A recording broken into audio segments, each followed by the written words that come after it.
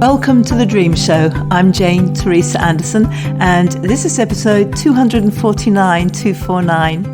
And our guest today, with a dream to explore and relate to her waking life and find deep insight, is Emily from Denver, Colorado. Now, we've just finished recording the session with Emily, and I'm here putting the beginning of the show on.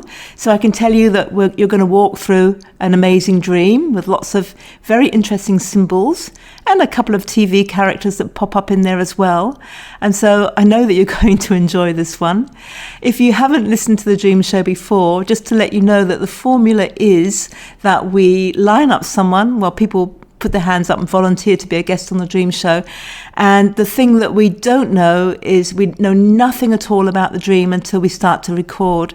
People tell me over and over again, and I listen, that you absolutely love knowing that as you listen to the podcast, you're hearing the dream for the first time as I'm hearing the dream for the first time. So you're getting my response to listening to the dream for the first time, and what questions do I ask, or what do I say, or where do we go from here? There's no pre-thought.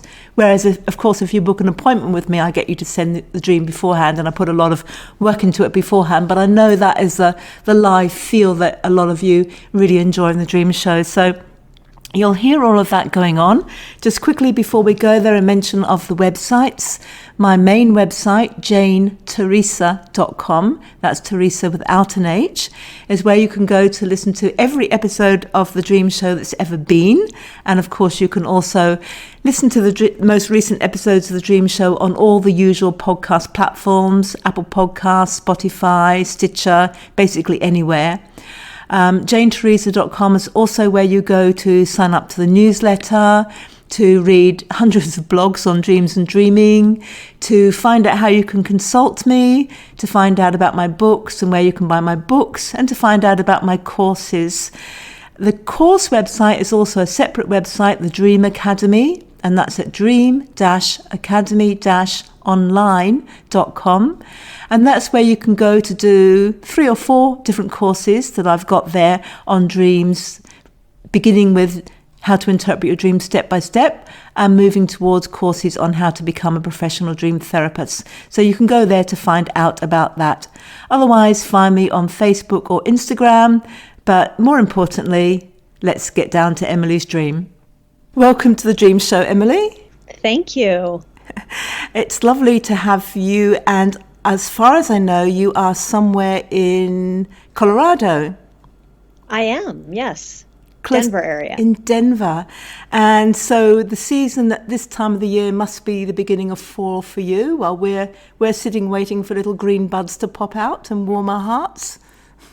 Yes, it's getting a little bit cooler, and the days are getting a little bit shorter, and we're heading into fall. That's absolutely beautiful. As you know, I have no idea what dream you've brought or prepared for today, so it's over to you, Emily. Thank you. So I'm walking down a corridor, and it has very high ceilings, and there's a loggia, or maybe it's pronounced loggia, to my right, and then a wall to my left, and everything has a golden light to it. And it feels as though everything's made of stone, like travertine or tumbled marble. So I can tell that the natural light is coming in from the right side, and it has that kind of old, maybe European feel to it, this building. And I'm with other people, and we're slowly walking as though maybe we're standing in a queue, kind of waiting to enter something, but very slowly, and talking. And it feels as though we almost might be going into a banquet or something of that nature. And we're all in some type of ceremonial dress, light colors, that may be togas, it may be long robes or gowns, but it feels ceremonial. And although he's not there right then, my date for this event has been an actor whose name is is Jonah Hill. And he's typically my date for these events because I have sat his dog, but he can't make it this time. So his friend, who is a character from a TV show I used to watch, The Office, Dwight Schrute, is my date for this, but he's not in the hall. And we're in the corridor and people are talking, and there's a marquee sign up high in front of me to the right, with parts of a word puzzle. So it's kind of like Hangman or Wheel of Fortune, where certain letters are revealed and others are hidden. Mm-hmm. And my mom is standing with me in line, and she says that she knows the answer to the puzzle because it lines up with the words that are hidden, or with the letters that are hidden.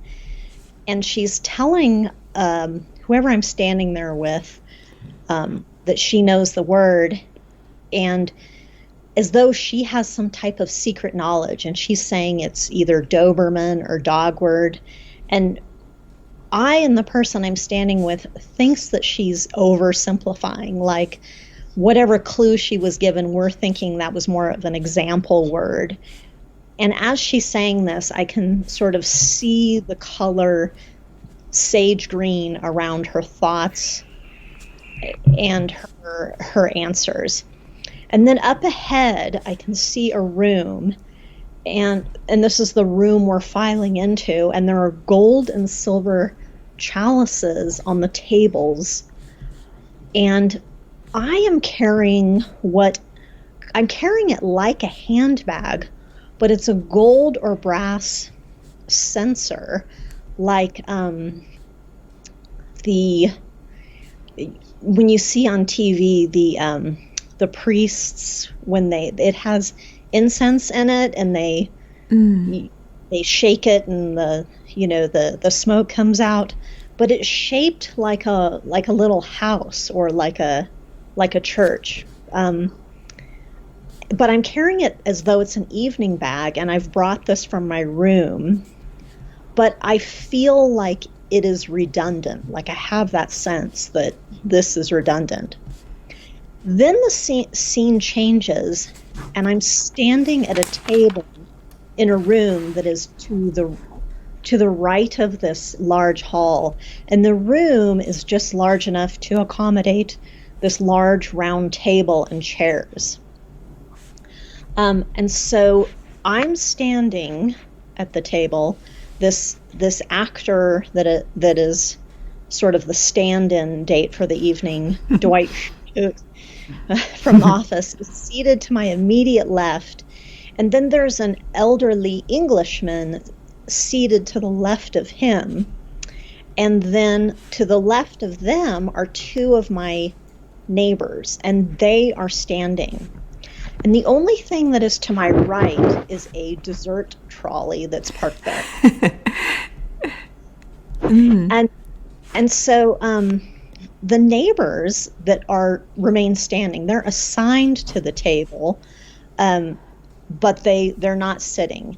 But Dwight and the Englishman are. And then Dwight explains that he's at the table because he's my date, and they say, "We know, Dwight." And it's as though they're sort of tolerating him, but they don't really want to sit down if he's sitting there. And so I'm bracing myself to sit, but I'm kind of shaking, and I knock over the dessert on the trolley. And then when I'm attempting to sit down, I knock over the wafer on this pink dessert that's in front of me. And the table has a white tablecloth, and the only thing on it is this dessert that I keep spilling. And then I move the dessert kind of out of the way, and the cream on the dessert starts to spill out onto the table. So the Englishman motions with his hand toward the napkins that are in front of him. And it feels like everyone is being really sort of patient and forgiving of my clumsiness. And then Dwight reaches over and eats some of the dessert, or mops it up, some of the cream with a cookie. And I'm kind of like cringing because I feel like that's a little crass behavior at the table. And no one says anything about that I'm spilling or knocking the dessert, but I feel embarrassed and frustrated. So I sit down, and Dwight asks me about my day, and I tell him. And then I think, oh, I guess I should ask him about his day.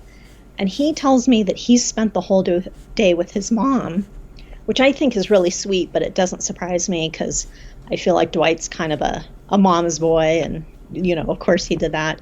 And then when I think about how I spent my day, I feel like it wasn't significant or memorable.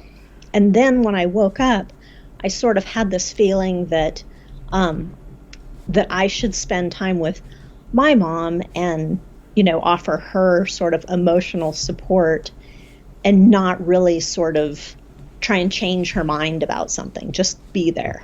And that's the dream. I'm just writing down the last little bit of it. And just be there. Wow, I love it. So much colour and light and it's very highly sensory, isn't it? Yeah. Which I love.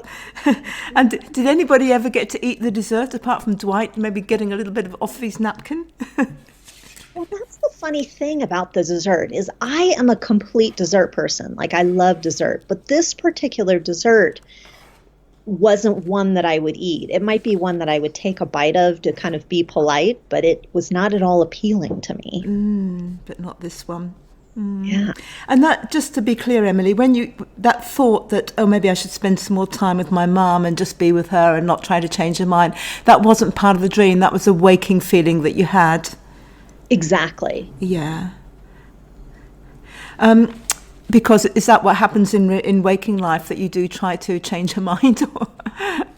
Well, she had been through a significant medical challenge earlier in the year, and so I was repeatedly going home to visit her, and it was sort of one of those things where I wanted to spend time with her, but I kind of wanted her to sort of open her mind up to kind of why she got there. And so I was sort of riding that fine line between being sort of useful and being there. Yes, yeah, that makes sense. Okay, where do we begin with this fantastic dream? You also beautifully observe all the rights and lefts, which is really helpful as well. And you've got a lot of emotions and feelings throughout it. And often, but not always, because they can never, you can't take a dream dictionary approach. Every single symbol is personal. But often, what's on the right in the dream can represent our left brain, which is often associated with our yang, our logical approach to the world, and therefore can represent the right can represent our outer world and what's happening in our outer world, whereas the left in our dream can sometimes represent the right brain, which is more holistic, emotional, creative, spiritual. So because the right brain, all the nerves from the right brain cross over to the left side of the body, what's on the left can represent our inner world, our spiritual world.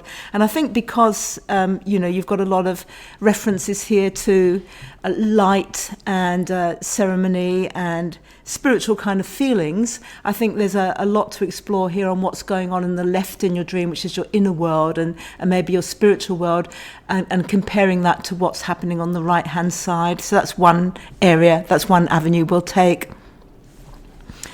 But your dream opens up, and often the beginning of the dream sets the situation that the rest of the dream is going to explore. I should ask you, Emily, when did you have the dream? This was October of this past year. October 2020. Okay, Yeah. so the dream will have been processing what was happening the day or two before that in general. So we're going back that far. So at the beginning of the dream, there's a sense of a corridor. Describe to me what the function of a corridor is in your own words.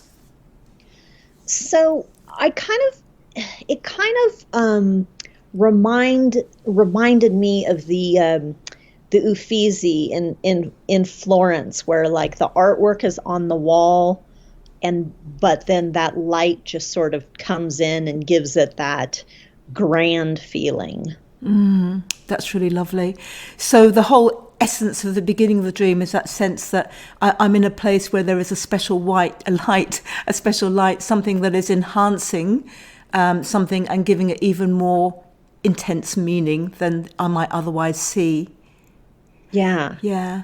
And I often see corridors in people's dreams, as in yours, you're moving along the corridor, even though you're moving slowly, you are actually going somewhere. And so quite often if a dream begins with a corridor or a hallway, there can be a sense that the dream is about to explore how you are getting from A to B in some area in your life. In other words, what kind of transformation you're going through, what kind of journey you're going through. Or you could almost liken it to a birth. This is maybe a birth canal. We're going somewhere to birth something new here. There's that kind of sensation in that. And the fact that you've got the logia or the logia, whichever way we want to pronounce it, on your right-hand side, what would you say would be the function of a logia? Is it relaxation? Is it more than that? What would you... I think I would say that it would provide shelter from the elements, but at the same time letting in fresh air, sort of making you feel as though you're outside and you're not that kind of shelter from the elements, but then also feeling outside and in nature a bit. So sort of bringing the outside in a little bit, being open. Exactly. Yeah. So you've got on the right-hand side, you've got something which is quite open and letting the outer world in and giving you the feeling of being in the outer world, even though it's sheltered. And on the left-hand side, there's a wall. So not open on that left-hand side at this point in the dream. At this point in the dream, you're focusing on the what's something about your outer world, about being maybe slightly open, about being in contact with nature. And yet there's a spiritual kind of feeling here too, isn't there? And a sense of, even as you say, going back to the feeling of being in Florence, the feeling of a natural light from nature coming in and lighting up artworks and giving them more depth and meaning. So it's as if the rest of the dream is going to explore this theme of what am I opening up to in my outer world, and yet by the same time partially sheltering myself from it, that I am keen to help assist me in some kind of transformation or in seeing things more deeply, bringing more light in to some extent. Okay, that makes sense. Yeah, and it may or may not, even though the left opens up in the dream, it may or may not, because at that time you had a bit of a wall to your inner world, you were focused more on the outer world, but as we say, also with precautions, wanting an element of shelter from what was going on. And I love the stone, the travertine, or the tumbled marble. So, as if it is natural stone, but there's been a human hand in making this stone, hasn't there? Oh, certainly. It's been cut or it's been tumbled. And was the stone on the ground, or was it on the walls and the loggia as well? It felt as though it was certainly on the ground, but then maybe like the pillars of the loggia were made out of it as well. So there's a lovely feeling of what is sort of grounded in you and what is also being built within you, that is a mixture of the natural and your own hand in there, your participation in creating this building, this aspect of yourself. And that already, for me, jumps back to your connection with the corridor, to being in Florence as well. So you've got the works of art which are man-made, but perhaps spiritually or divinely inspired, but they're still man-made. So you've got this combination of the nature or spirit with the handmade and the light shining through. So it could even be as grand at this stage as, what is it that I, Emily, would like to make in the world, whether it's a physical thing or whether it's a contribution, and how do I participate with nature or with the divine or with my spiritual world in order to bring light in for myself or for other people. There's that kind of grand opening, and you used the word grand for the start of the dream. Yeah, I definitely feel that from the dream. So it had a European feel. I guess we've got that covered with your reference to Florence, but did it feel European? Was there anything else in it that made you think this really feels European? nothing comes to mind other than that kind of than that stone and the old and grand feel to it. Yeah, it's the old and grand, isn't it? The ancient built environment that you don't see where you live and we don't see where we live. but you can see and feel all over Europe. So it's that connection with something ancient or at least centuries old that you've got there. So again, that can add that level of Emily, want to somehow reach back to a sense of something in the past and bring that forward into where I'm moving forward now. So it can be a sense of connecting with the ancient, for example. But you're walking slowly. How did you feel about walking slowly?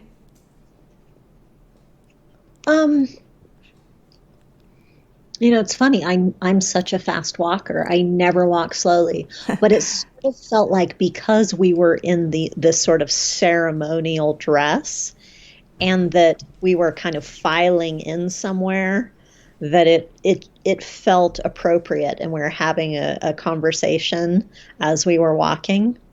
So on the one sense, there's a sense that because you referenced the conversation, that when we slow down in life in general, not just in walking, maybe there's more room for a conversation with other people or with ourselves. There's more room to note the light on the walls. There's more room to note things.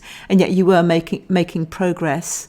And yet it also is connected with the sense of ceremony. This is a special occasion. This is not an occasion for running about fast. This is a time to take things slowly, which may also reflect what was happening in your life at the time. This is a time to be getting somewhere, but to be getting slowly with a sense of purpose, even if I don't know what the purpose is, the ceremonial dress. And I love that your ceremonial dress goes back in time too, and it could be togas, it could be long robes, grand. So, with your togas, you're kind of going way back to, obviously, to Roman times, aren't you? Yeah, it does feel pretty Roman, certainly. So we go through all that amazing touching back for the past and this amazing spiritual feel, and then we bring in the fact that your real date, who actually isn't there, is Jonas Hill. Yes. Who's basically an amazing, in my eyes, he's an amazing comedian, and he's also a director. He's directed a lot of his own stuff, hasn't he? But how do you see Jonas Hill? I see him as this guy who you might not, maybe you don't remember his name, you recognize his face, and you just maybe know that he's been in a bunch of really good movies. Might be a little bit unsung in that you might not necessarily know that he's directed it. You kind of see him as this sidekick kind of guy. Yes. And in many ways, he is your sidekick in the dream, because he's just meant to be there for your date. It's not a real date. It's just because you sat his dog. It's a kind of sidekick. And then, in fact, it turns out not to be him. It turns out to be his sidekick as well, Dwight. So there is a kind of sidekick thing going on there. But as you say, someone who, in your eyes, has a feeling of being a sidekick without us necessarily knowing the depth of his talents and his gifts and his experiences and his contributions. Is that what you're saying? Absolutely. So because it's courageous and wisest and most insightful to look at everybody and everything in a dream as an aspect of ourself, there's either in light or in shadow, the good, the bad, the ugly. There's a part of yourself, according to your dream, which has the essence of Jonas Hill. So perhaps in the way that you described it there's a part of myself, Emily, that is a little bit unsung, that people and I kind of recognise that I've done a bunch of good stuff, but I've actually done a lot more than that. Perhaps Emily, don't acknowledge exactly and deeply the amazing gifts that I've got and the experiences that I've had and the contributions that I've made. Maybe I sort of sidekick this aspect of myself a bit and say, I don't know, we'll come to what you actually say later, but let's at the moment say that there's this Jonas Hill aspect of yourself which actually might be far more gifted and talented than you realise, that you've kind of sidekicked a bit. Yeah, that could certainly be the case. But, it's sidekicked once again and turns out to be Dwight. I know The Office. I can't picture Dwight, but I couldn't catch his surname. What did you say his surname was? It's a Schrute. Schrute. Yeah. Yeah. I'm trying to work out whether that sounds like something, because sometimes a character will come into a dream because their name has a pun or a kind of symbolic intention. But Dwight Schrute, and I'm going to ask you about Dwight, obviously, but the moment you said Dwight, my first thought was, that's interesting. There's been a lot of light in this dream, a lot of talking about light, and suddenly we've got a Dwight. So, but first of all, tell me about your feelings about The Office.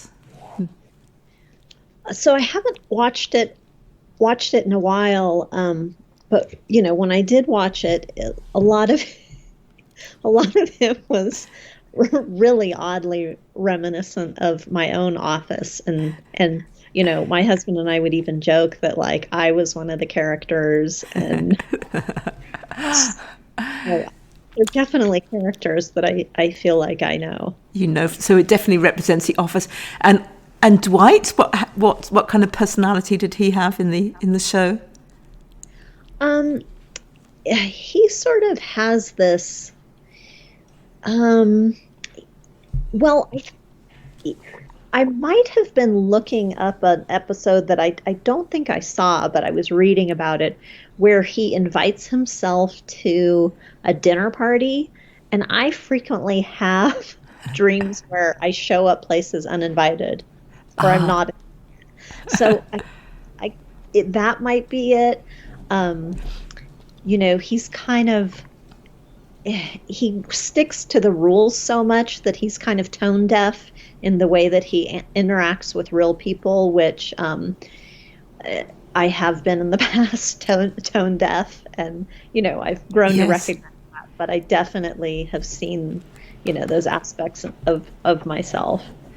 Yeah, that's really interesting, isn't it? Because taking the second one first, the tone deaf, and not always, in your past, not always been open to hearing people. If we go back in your dream, you've got, first of all, you've got the logia, which is open but yet also protected.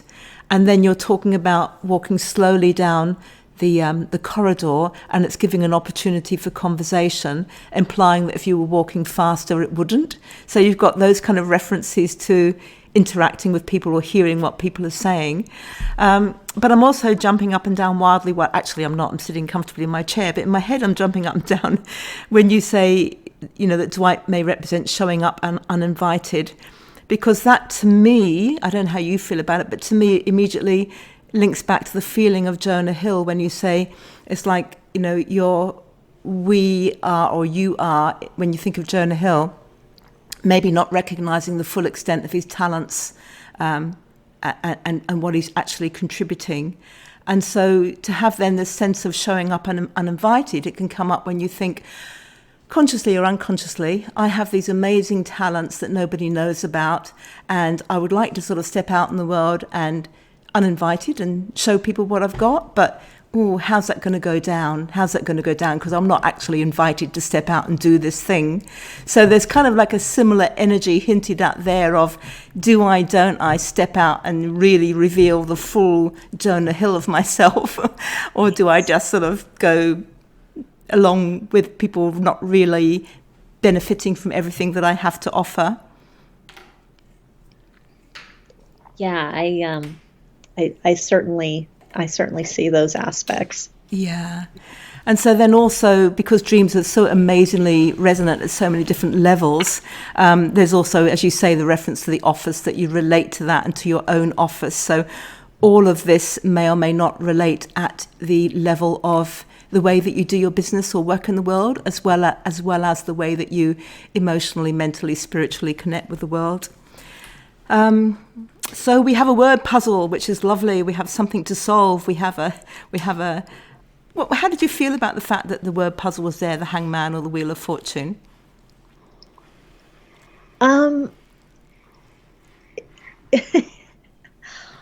Gosh, I'm trying to think if I it was just kind of there, but we were certainly paying attention to it and all trying to sort of brainstorm maybe, or or talk about solving it. That's great. Yeah, go on. Like it was related to anything else, though. That's, Yeah. A Wheel of Fortune is also a TV show, isn't it? Yes. Yeah. And Hangman, I know the game Hangman when you use pen on paper, but is that also a TV show? No, I just meant like the pen on paper version. Yeah, okay. So both of those, and I wrote down when you were speaking the dream that you said it was revealing versus hidden. You used the words revealing and hidden. So that part of the dream is about then, if we relate it back to the self, what have I hidden? What do I want to reveal? There's parts of myself that are out there, and there's parts of myself that I'm trying to solve the mystery of and deciding whether to get them out there or not. But there's also, I wonder, whether there's also just the straightforward symbolism of the Wheel of Fortune and the Hangman. The Hangman, can I get this thing out there? Can I solve it before the man gets hung, before it's the end? And the Wheel of Fortune, the turning of life, the luck, the not luck, the way things, the cycle of karma, whatever. There may be some things around that. But I love then that Mum knows the answer and it's some kind of secret knowledge, but you think she's oversimplifying it in giving her answer. A Doberman was her answer, did you say? She thinks it's either Doberman or dogwood. Right, Doberman or dogwood. And didn't you say that Jonah Hill was your partner, your date, because you'd sat his dog? Yes. Just backtrack to that bit again about why you'd sat his dog. Yeah, that's true. So somehow, looking after Jonas Hill's dog, he then became your date. Can you just run me past the logia of that, the logic of that? I mean, I dog sit my friend's dogs. Our dog passed a few years ago, and so we do quite a bit of dog sitting just because we miss dogs. Yeah. But I don't know how I wind up getting a date out of it. Okay, so that sitting the dog was a dream kind of reference then to maybe what I've lost and what I miss, and yet how I make up for that in life and how I use this my love as a dog lover to extend that love to other people. So there's something along the lines there. So your mum knows the answer, and it's something to do with dogs. So it's almost like the secret puzzle to my life may or may not have to do with either my grief, having lost my own dog, and going out and turning that grief around in a way to extend my love to other people's dogs. But we're not really talking about dogs, of course. Or it could be that, looking after dogs is a great passion of yours, and so this is how the secret, the missing, the hidden details here are bringing out something that I am passionate about, or something that I care about, something that I'm really good at, and bringing it out into the world. That may be part of the secret knowledge. And you, aka Mum in the dream, is basically going through this, and you go, no, it's not as simple as that. It's not. In looking to see what hidden things in my life I am willing to bring into the world, invited or uninvited, it's surely not as simple, you're saying in the dream, as bringing out my dog loving ability, or my ability to turn around some grief into something beautiful that I can gift in the world. So you kind of turn that down a bit, but then interesting. Yeah. That's pretty big. Is it something you want to comment on at the moment or not? Well, I mean, I love being around dogs, and it feels like it's like, oh, the secret answer is dogs. Yes. But you question that in the dream, then you're thinking, no, it's that's given like it's a clue, as an example. It's something deeper than that. You're looking for something deeper, and then you see the colour sage green around her thoughts. So what does the colour sage green mean to you? I mean, in some sense, I think I woke up the next day and thought thought about it in terms of like sage advice. So it certainly represents a sage to me. But then when I cook with sage, but then I also understand its properties as far as it's being used to sage a room. And then, when I'm out hiking or walking, a lot of times the weeds and herbs smell like sage. So it's just all around pleasant smell, use, color, that everything about it just feels positive. Yeah, it does, doesn't it? I was interested because as I asked you the question, I wrote, does it equal wisdom with a question mark as in sage? So I'm glad that you mentioned that too. So, but you summarise all of that with it's positive. And I guess, you're talking about also saging a room, and the purpose of saging a room is to get rid of negative energies? That's what I associate it with, or just even if you walk in somewhere and you don't know what was in there, just starting off on a good foot. Yes. So putting all that together, it's like the wisdom of life is to maybe start off on a good foot, innocent until proven guilty. What may appear to be negative, maybe look at the positive of it. And so I guess at that stage in the dream, you were, I don't know if you were being negative, but you were saying that your mum's thoughts were oversimplified. And then with the sage green, you're re-looking at it maybe and saying, well, are they oversimplified or are they wise? Are they actually, is it just being positive in this sense? And what's coming to me from this part in the dream, as your dream, what's coming to me is that spiritual wisdom, some of the wisest things that we can say about life can appear to be oversimplified. That that the simple truths of life are often the deepest truths. That we can overcomplicate things or overthink them or expect them to be more complicated than they are, and yet a simple truth can actually be very difficult to execute as well. Yeah. So there may be a sense here when you're looking at the puzzle of your life at the time of the dream and how to find what was hidden and how to bring it out into the world, invited or uninvited, and contribute in some way. There's a sense there of, is what I'm thinking about or is the contribution I make really too simple? Should it be deeper? Or actually, is it very wise to step out with something which is actually extremely simple in a very deep way? And straight after you said, I see stage green around her thoughts, you said at the head of the room, and I thought to myself, oh, we've gone from her thoughts to mentioning the word head.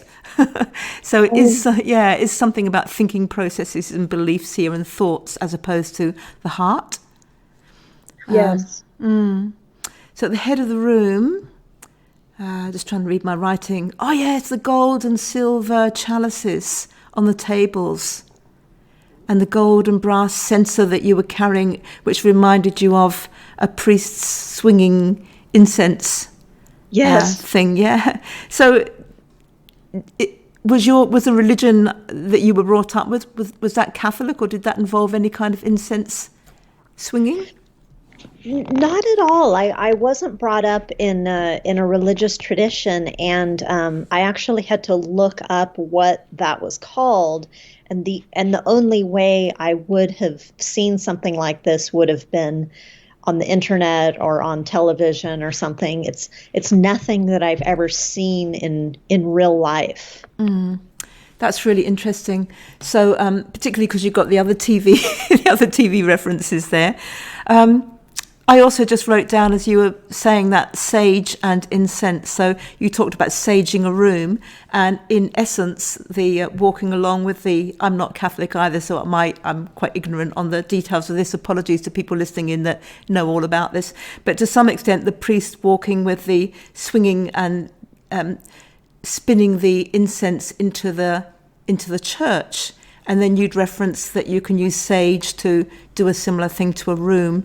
So it may also be that your unconscious mind extended the symbol of the thought of the sage green into this bringing of an essence into the room that's associated with some kind of spiritual cleansing of some kind. Mm-hmm. But of course it's shaped like a handbag. So it's got more of a material kind of element to it, or like an evening bag, and you feel it's redundant.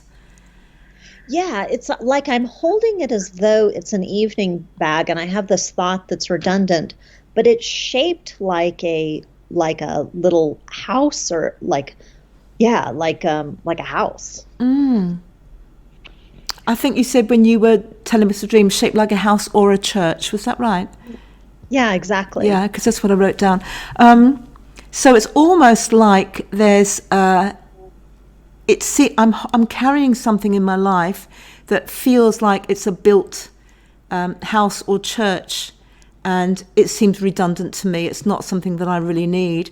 And putting that together with what you've just said, you know, you weren't brought up with a specific religion, and yet you've got a religious connotation in the dream here, the priest-like figure, which was you. And so there's almost a sense of maybe there's a redundancy here in a building, or a sense of religion, or a sense of church, or a sense of house. And if those are redundant, then maybe my life is more about nature and about being open rather than the church, the house, the rules, the religion, something along those lines. So preceding that, and what's firing my mind along these lines, is a reference to the gold and silver chalices, because a chalice is much more ancient in origin, isn't it? Or is that just my association? Talk to me about chalices. That's my association with it, that it's that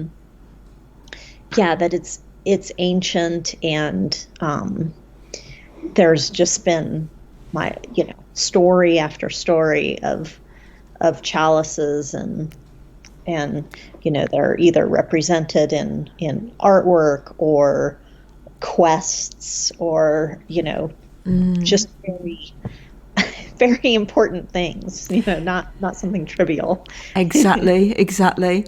And those quests are often spiritual quests, aren't they, to find the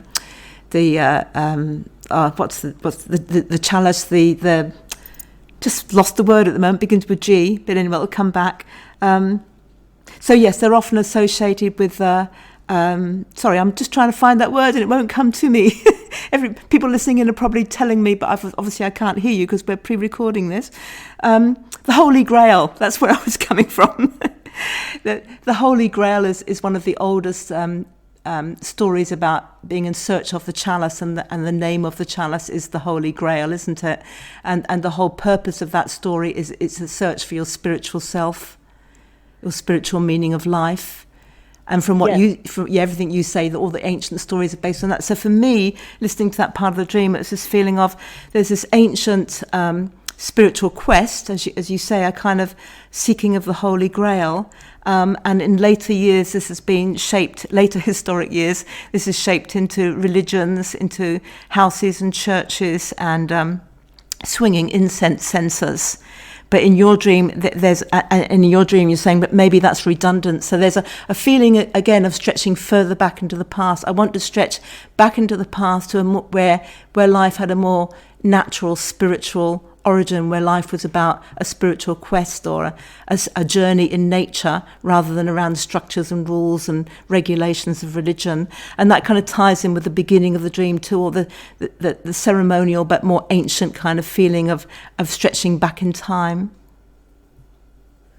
Yeah, I definitely see that parallel. But when you finally you don't actually grab one of the chalices, do you? You end up standing in the smaller room to the right of the hall, is that right? Yes. and there was a round table with chairs. Was it rounded, or did I just draw a round circle here? It was a round table, was it? It's round, yes, with a white tablecloth. With a white tablecloth, and the room was just large enough to accommodate it. So it was almost like this isn't a huge built church or a huge built room. This is a purpose-built room. And it may or may not go back to the round table. You know, you've got European references in your dream. The round table of King Arthur, and that was there were definitely spiritual quests and chalices around that as well. So again, maybe a reference to quests. But here, you know, after all this elevation in the spiritual realm, we find Dwight is there. And an elderly Englishman to his left, which may or may not tie in with the idea of King Arthur. And to the left of that, two neighbours. Are they actual neighbours in your life, or just people in the dream that you thought were neighbours? Former neighbours, yeah, that we previously lived in the same neighbourhood together.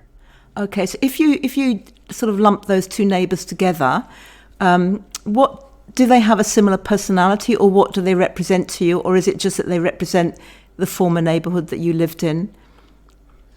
I think they represent to me people who aren't afraid to sort of speak their mind and maybe, you know, not do what's popular, you know, not join the yacht club even if everyone else has joined the yacht club. Yes. You know, they're just not afraid to kind of go their own way, speak their mind, and go against the grain. Fantastic. I love that. You know, when you get two people in a dream lumped together, it's often that they share something in common, or they both represent the same thing. So you've nailed that one, Emily. So they represent a part of yourself, because everyone in the dream is part of yourself. A part of your dream self which is not sitting down in the dream, it's standing by, and it is not afraid to go against the grain, not afraid to speak out, not afraid to say what they feel. Although in the dream, what they're really speaking out, I guess, is, I'm not going to sit down next to Dwight. I'll sit down if Dwight's not there. That was the essence of it, wasn't it? Yes. So what did we decide Dwight meant? He can turn up uninvited in places. And he also follows the rules. And you've just talked about the two neighbours as being people that would definitely not follow the rules if it wasn't what was in their hearts.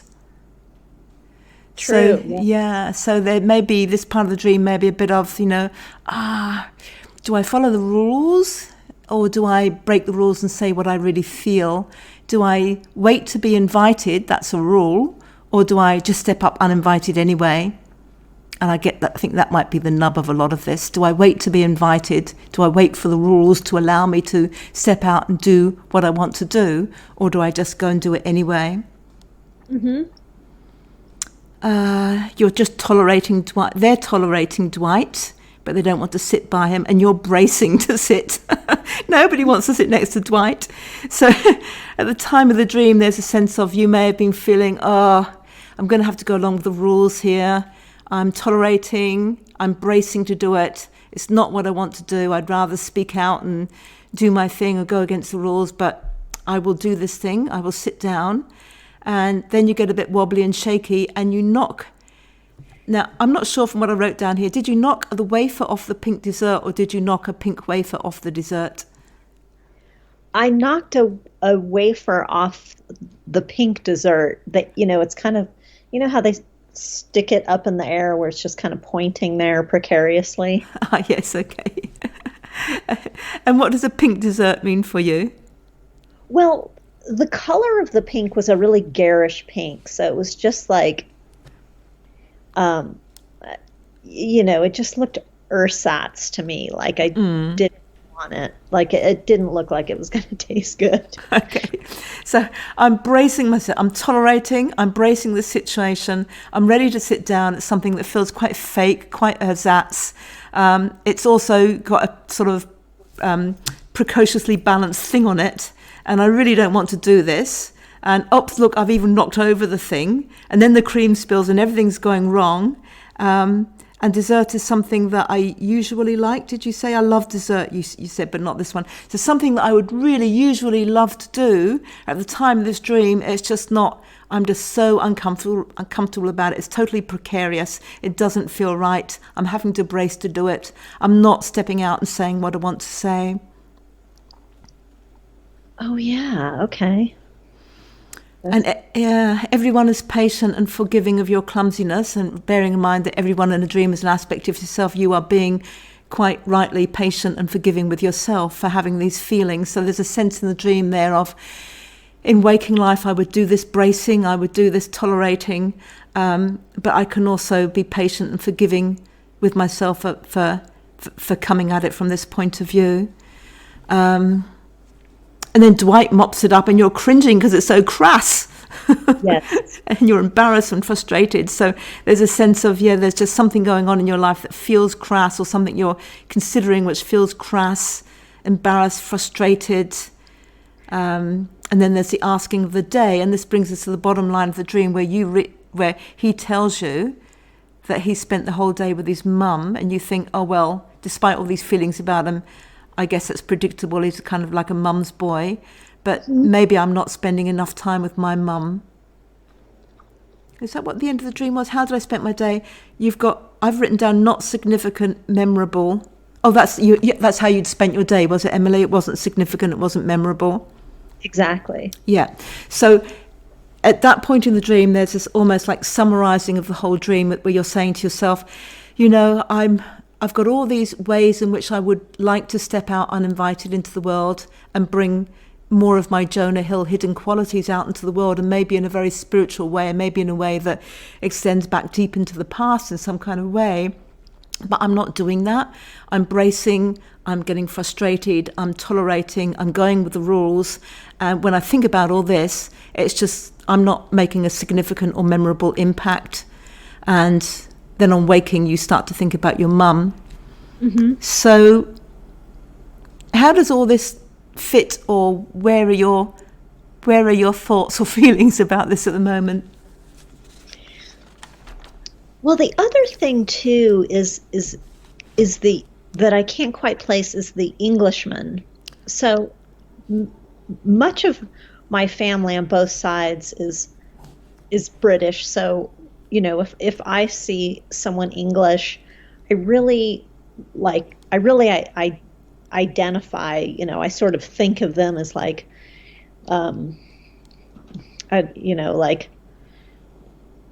I've always been an Anglophile and watched a lot of English TV. So I feel like, even though I might be a total stranger to them, like I would have sort of an affection toward them. Mm. And then the night before, we had been watching a show with David Attenborough, which I feel like he sort of in the narration show, he sort of represents, like Hollywood's idea of God,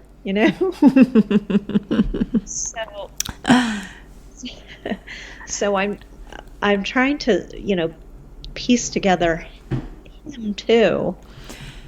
There's a feeling there then, isn't there, because you've got the English people sitting at the table as well, that it's part of all this reaching back into the past, your past as well, how far back you're going. And I guess even with the reference to the Romans, and the logia or logia is a Roman term as well, part of Roman architecture.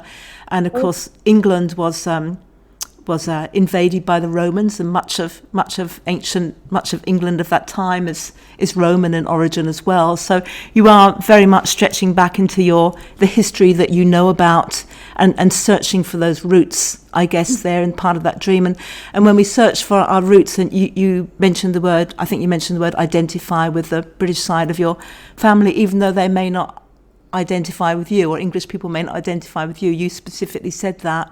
There's that feeling there of part of you that feels you can identify with the past or with English, and part of you that would think that what you would identify with would not identify back with you, that it wouldn't be a two-way street. And what that brings in my mind, again, is that feeling of invited, uninvited.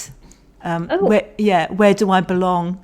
I know that I have this sense of connection, but am I going to allow myself to welcome myself to step into it? Mm-hmm.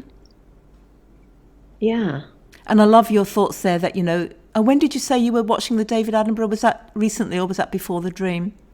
It was, one night or two nights before the dream. Yeah, so you've got that lovely, as you say, godlike symbolism of David Attenborough.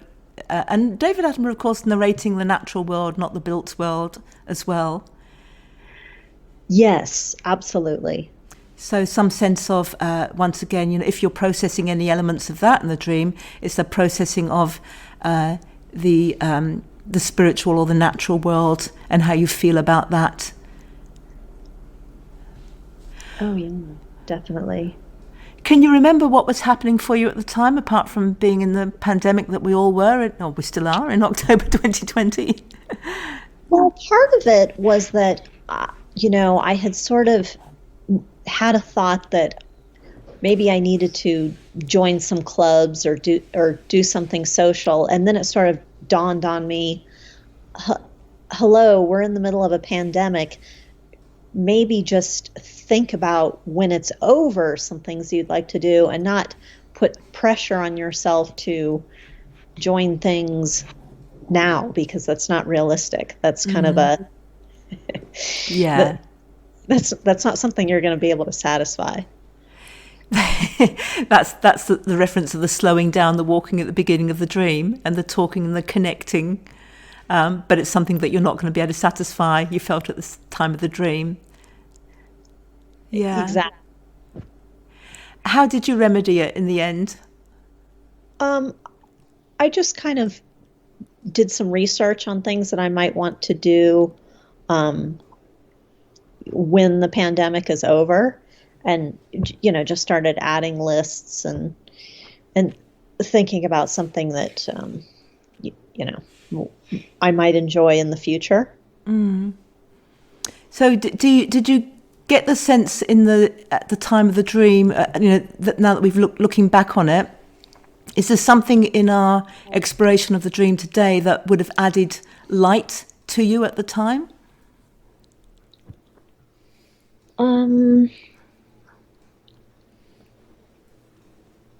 Let's see. I think I was also reading quite a bit about astrology. I'm not sure if that factors in.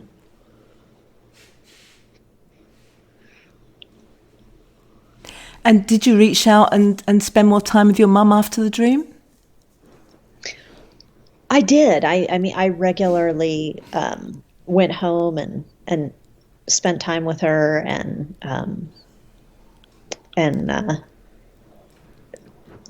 did exactly that. Like, took a step back and I thought, okay, well, nothing's going to change overnight. Maybe it'll take a while for her to come around and see the causes of the health crisis. Mm. And did she in the end?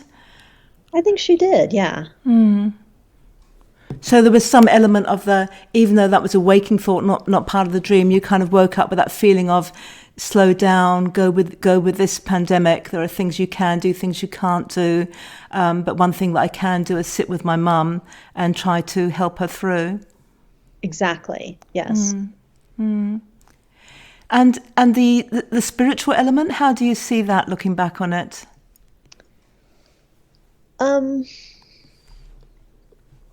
I mean, I think that another thing was that I don't remember if it was the same day or not, but I woke up with the sense that I had to, take some of the things my mom said at more face value, and kind of read things into it, just kind of think of them more simply, more sage value, sage. Yes. More face value. And as far as the spiritual element, I really think that you were absolutely right on in that, I have absolutely been looking for something that's a little bit more meaningful and impactful than, the day-to-day work, the office, if you will. Yes. So that absolutely hits home. Yeah, that's fantastic. And of course, you don't have to give up the office while you find that thing or extend into that thing, but it's sort of looking for, and I guess the pandemic offered so many of us the opportunity to slow things down a bit and rethink how we might want to be more meaningful in the world, or how we want to appear in the world and what we want to contribute. And it certainly gave you that. Yes. And so I think taking Jonah Hill as a kind of role model is a bit of a start, and thinking to yourself, even though the dream was almost a year ago now, thinking to yourself, what are the elements of what are my gifts and my experiences that I downplay, that other people don't really know about me, or don't notice about me, or don't acknowledge about me, and what are the areas of my expertise and experience that I, Emily, don't readily acknowledge about me, that I can bring into the world, invited or uninvited. Because to me, there's a whole sense running through the dream, which is really important. Of there's more to me than meets the eye, but I'm just not sure if I should stand up and allow the world and myself to benefit so much from it. Yes. Yeah. Did you have any last questions or thoughts? No, this has just been amazing. I've pored over this dream many times, and even thinking how you would think about it, and so much came out this evening that had never even crossed my mind before. So it was very cathartic, I must say. Oh, that's really lovely to hear. Be excited if you let me know personally further down the track what else evolves from this. I'd love to know. Usually we give a dream alchemy. Of course, we're sort of running a bit out of time, but I still want to have a quick idea for you. And I think, what about you look around the house for something that looks like a chalice, or you create a chalice in art, whether it's three-dimensional, or whether it's a painting, or whether it's just a kind of quick pen and paper thing, but you create a chalice and you meditate on it every day for a very short amount of time, just maybe 2 minutes. You just meditate and fill your head with the thought of a chalice, and just see what happens, and do it every day for 2 or 3 weeks, because you and I together nailed the chalice as a quest, a spiritual quest, something to attain.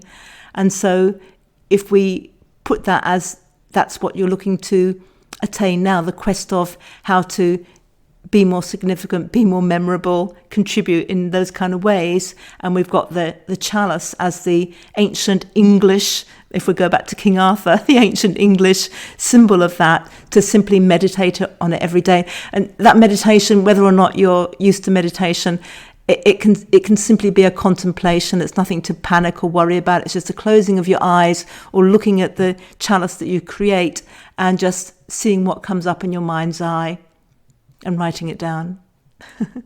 Okay, that's perfect. Thank you. Okay. Thank you for being a wonderful guest on the Dream Show, Emily.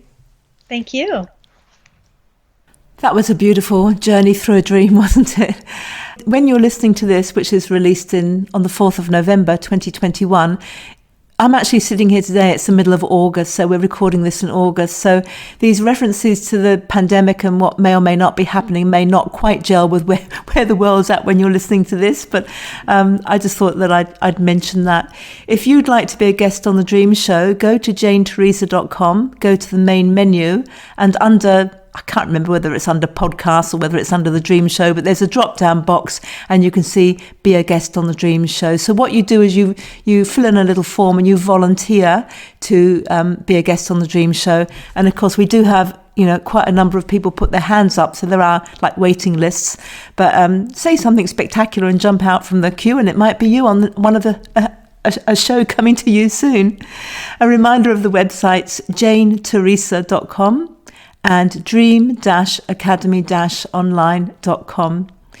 And the next episode of The Dream Show, episode 250, that sounds like a milestone, doesn't it? 250 is coming out on the 2nd of December 2021, if you're listening to this in real time. Thank you for listening to yet another episode of The Dream Show. I hope you're passing these links to all your friends so that more and more people can learn more about how to approach their dreams, as well as gain inspiration and ideas from listening to our dreamers' lives and how they respond to their dreams. I'm Jane Teresa Anderson.